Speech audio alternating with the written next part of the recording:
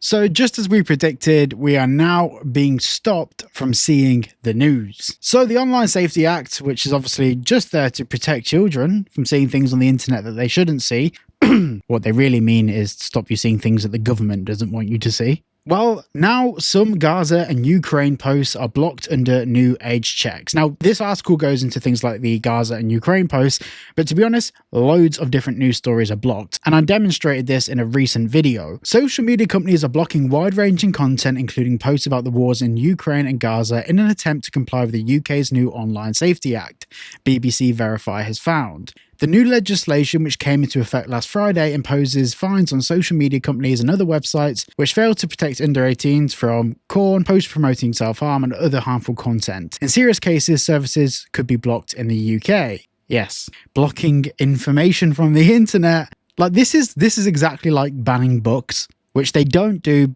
because it's against freedom of speech and the freedom to access information, but banning the internet, that's fine. That's not the same at all. No.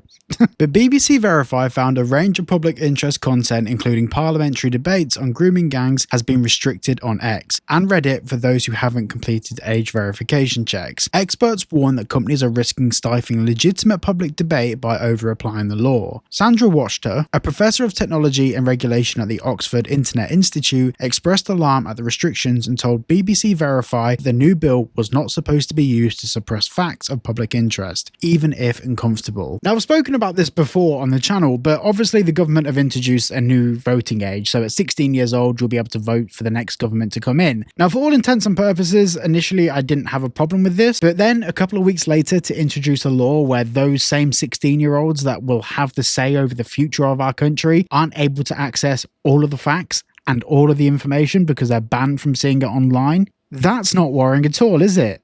Now, the article goes on to explain about some of the restrictions on Twitter, and we've seen all that before, we've covered all of that. But it also says in the article that the same warning was experienced by users who attempted to view a video of a drone destroyed mid-flight in Ukraine. The Iranian-made drones, which are widely used by Russia in the full-scale invasion, are unmanned and nobody was injured or killed in the clip. Reddit has also introduced similar restrictions. The platform, which hosts countless communities which discuss major news events, now requires age checks for some groups when users try to access them via search engines. Now, this is something that I've experienced. So now I'm not really an active uploader to Reddit. I don't post many things, but I use Reddit all the time just to cross-reference and to get an idea of what people feel about news, to understand how people are reacting and responding to news, to maybe understand if there's some things that the news has got wrong.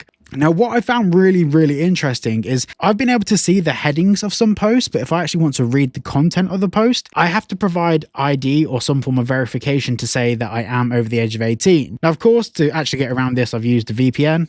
As you guys know by now, link down below, private internet access, 4 months free, 86% off. Helps the channel, love you. But when accessing some of these articles on Reddit, there's nothing controversial in there. There's nothing shocking or anything that even a 5-year-old would have an issue reading. It's just oh, I don't agree with this article, or I think this article is incorrect. And this is worrying because there's nothing in there at all which should flag a concern to the British government, to Reddit. I'd like to do once again, we've done this in the past, I always like to err in the remit of caution and go on the basis of benefit of the doubt that these are all false flags. But then when you add up all of these false flags for every single website, every single article, every single piece of news, it all tends to be right-leaning content that is being blocked. I've seen, even on Instagram, I've seen some absolutely vile content about how people on the right side of the political spectrum should get bashed over the head and all of this. And I've even seen accusations of people being straight up pedophiles because they believe that this new Online Safety Act is absolutely wild, which it is.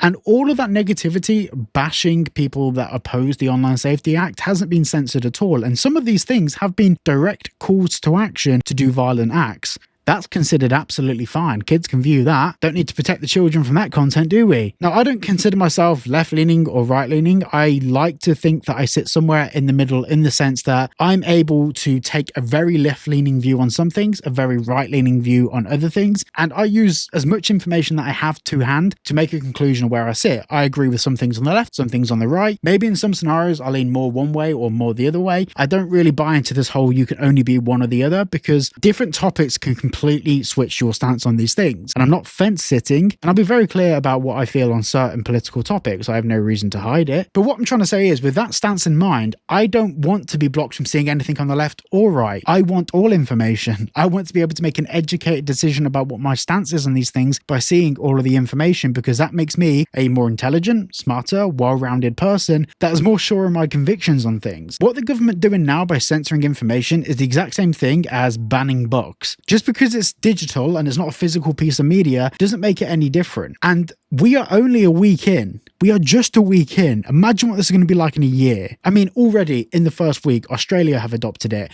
America's having discussions about adopting these rules and regulations. Other countries are jumping on board. And yes, I've seen Donald Trump straight up deny that they're going to be censoring things online, but the British government have been denying they're censoring things online. In fact, as we discussed in a recent video, there's even a clip of Keir Starmer saying that, oh no, we're not censoring information. Yes, you are. My side? Censor your site. You mean truth? Truth, sir? I mean truth. Is that okay? Well, I don't think he's going to censor my site because I say only good things. Will you please uncensor my site? Yeah, we're not censoring anyone.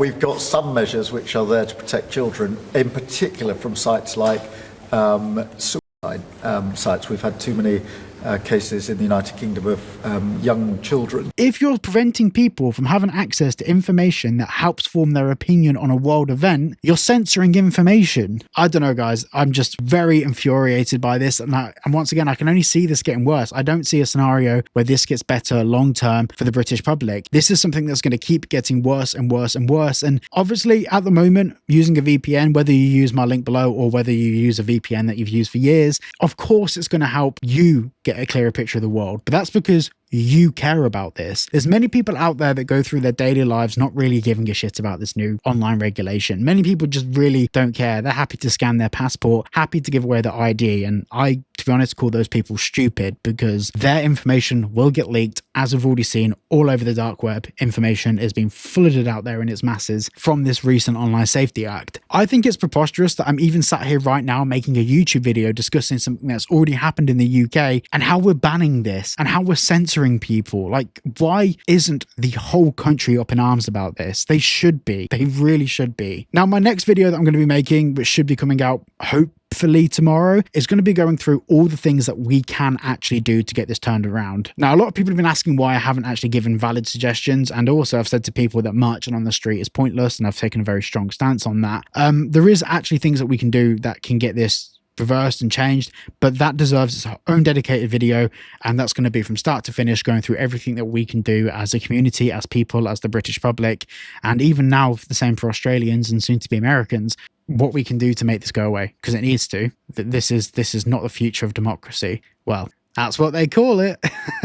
Thank you for watching. Make sure you check out private internet access down below. It supports the channel, and yeah, I'll see you all in tomorrow's video.